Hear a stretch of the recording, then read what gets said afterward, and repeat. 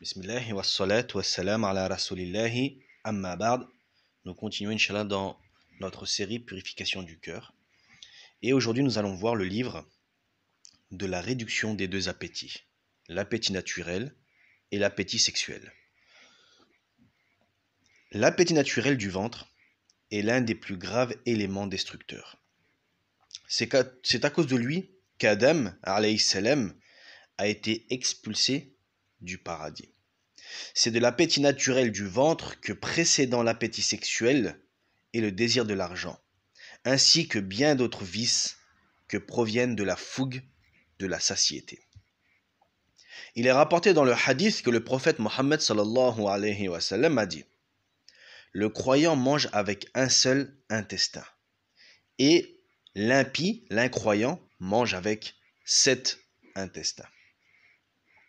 Il est dit dans un autre hadith: jamais le fils d'Adam n'a rempli de mal un récipient comme son ventre. Pourtant, quelques bouchées suffisent au fils d'Adam pour se maintenir. S'il ne peut pas en être autrement, qu'il réserve un tiers pour sa nourriture, un tiers pour sa boisson et un tiers pour sa respiration. De son côté, Uqba al-Rasi rapporte ceci: je suis entré chez Al-Hassan pendant qu'il mangeait. Il m'a dit: viens.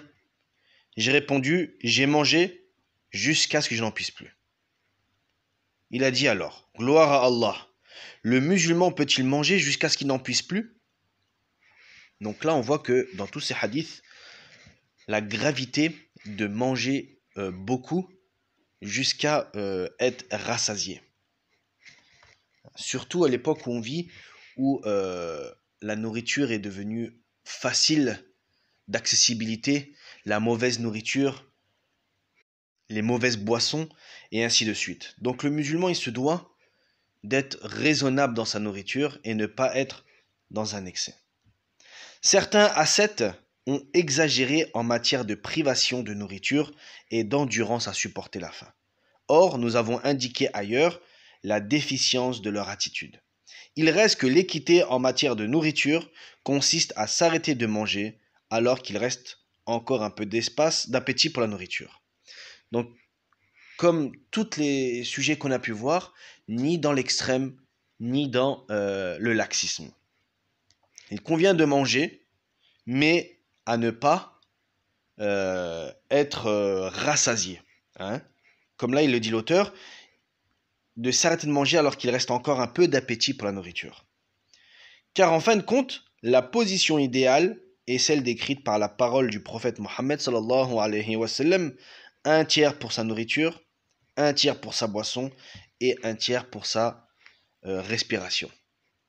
C'est-à-dire que dans le ventre, dans l'estomac, il faudrait qu'il y ait un tiers de nourriture, un tiers de boisson et un tiers pour pouvoir respirer correctement. Hein. Car la personne qui va manger beaucoup et qui va boire beaucoup, si son estomac sera rempli, il va avoir du mal à respirer. Ainsi, la nourriture prise modérément procure la santé au corps et lui évite des maladies. Le fait de ne pas assez manger, donc il y aura des carences, hein, il y aura des maladies, mais inversement, le fait de trop manger aussi, hein, l'obésité, le diabète et ainsi de suite. Ceci consiste, pour le fidèle, à prendre la nourriture pendant qu'il est en l'appétit et à s'arrêter de manger alors qu'il a encore de l'appétit. Mais s'en priver et ne prendre en permanence que de petites quantités de nourriture amoindrit les forces. En effet, certaines personnes ont réduit leur nourriture jusqu'à ce qu'elles ne puissent plus assurer les obligations rituelles. Hein. Tellement ces personnes étaient faibles, elles ne pouvaient plus accomplir les actes d'adoration. Elles ont cru par ignorance que c'était une vertu, alors qu'il n'en est rien. Car celui qui loue la faim fait allusion à l'état intermédiaire que nous avons évoqué. Ça c'est important, subhanallah. Dans chaque chose que l'on fait, on le répétera toujours, le juste milieu. Ne rentrez pas dans une exagération des deux côtés. Hein. La voie de l'exercice spirituel en matière de réduction de l'appétit naturel du ventre, pour celui qui a l'habitude de manger en permanence jusqu'à l'assouvissement, consiste à réduire sa nourriture pendant quelques jours, jusqu'à ce qu'il atteigne la juste mesure. Car les meilleures choses sont celles qui sont médianes. Ainsi, il convient de prendre des quantités modérées de nourriture qui n'empêchent pas l'accomplissement des actes de dévotion et qui permettent aux fidèles de garder ses forces de sorte qu'ils ne ressentent ni la faim ni la satiété. Ceci permet d'avoir un corps sain, de rassembler l'énergie spirituelle et d'avoir des pensées claires. S'il en mange trop, cela favorise chez lui trop de sommeil et l'engourdissement de son esprit, parce que les humeurs remontent en grande quantité dans le cerveau pour voiler les sièges de la pensée et du dhikr, et risquent de provoquer bien d'autres maux. Mais que celui qui renonce à un objet désiré prenne garde de succomber au vice de la duplicité. Il y avait un saint qui achetait des mets appétissants. Il les accrochait dans sa maison, bien qu'il y ait renoncé, pour cacher son ascèse et son renoncement. Voilà la vraie ascèse qui est l'œuvre des justes. Celui qui l'accomplit impose par 2 fois la coupe de la patience et son âme. Or, la deuxième est encore plus amère. Pour ce qui est de l'appétit sexuel, sache que ce désir a été imposé à l'être humain en raison de 2 avantages. L'un pour préserver l'espèce et l'autre pour goûter un plaisir qui lui permet de mesurer le plaisir de la vie future. Car on n'aspire pas grandement à quelque chose dont on ne perçoit que le genre par le goût et la saveur.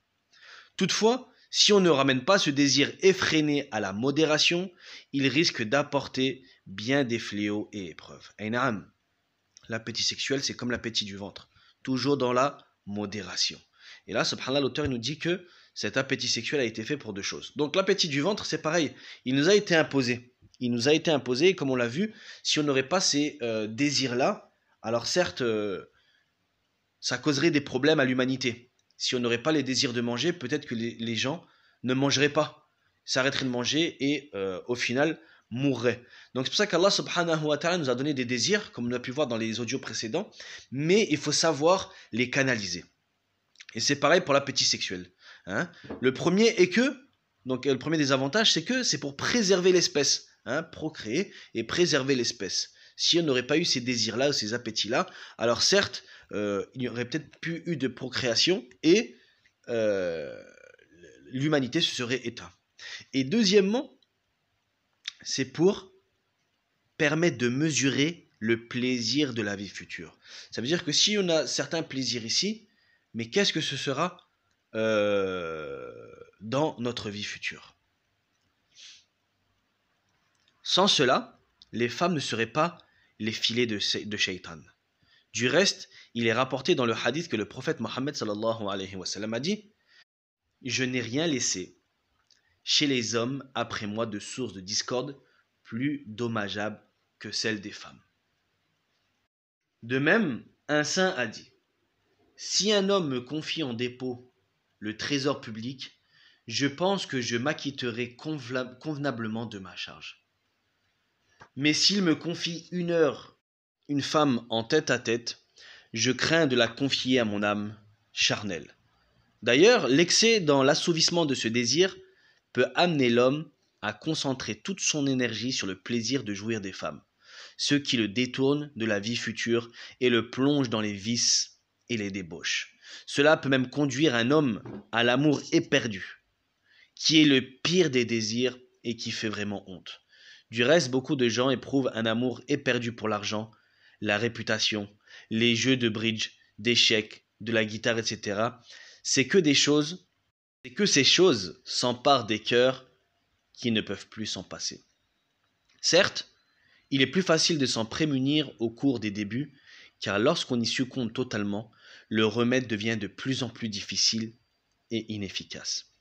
Cela s'apparente au cas de l'homme qui retient les rênes de la monture au moment où elle se dirige vers une porte dans laquelle elle veut pénétrer. Combien il est facile de l'empêcher d'y pénétrer en retenant les rênes. Quant à celui qui n'y remédie qu'une fois le désir enraciné en lui, son cas est semblable à l'homme qui laisse la monture entrer et passer la porte et qui lui tient ensuite la queue pour la tirer en arrière. Combien est différente la situation dans ces cas. Donc l'auteur ici veut nous faire comprendre que par rapport à l'appétit sexuel, il convient de freiner dès le départ, hein, de s'efforcer à calmer ces désirs-là dès le départ. Car une fois les désirs totalement ancrés en nous, il sera très difficile de les canaliser.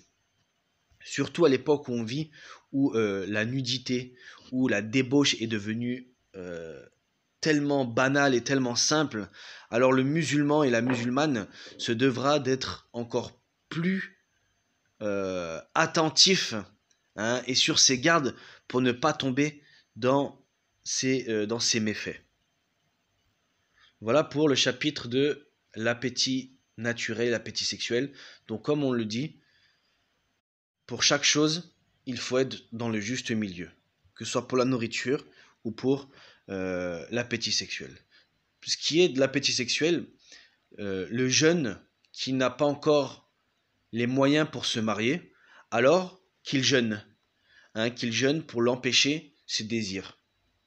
Et la personne qui a les moyens de se marier, alors qu'il se marie si il ressent un besoin ou un désir qu'il ne peut canaliser.